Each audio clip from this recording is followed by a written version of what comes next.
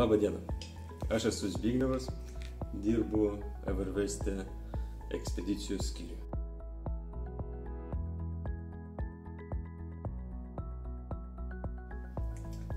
Tebūnie, kad aš mokėčiau skaityti mintis.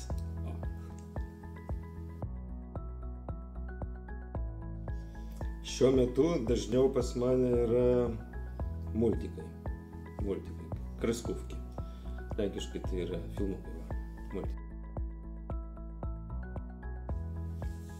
Apie mane manau, kad galima pasakyti, kad aš esu labai linksmas.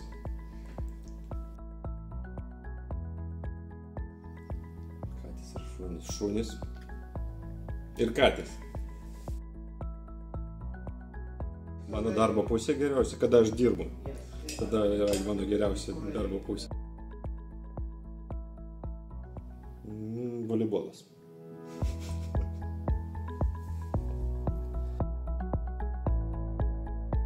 Širduotės, žinoma, širduotės ir laimė.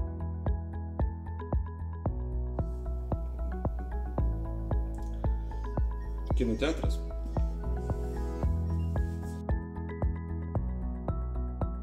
Ibiza.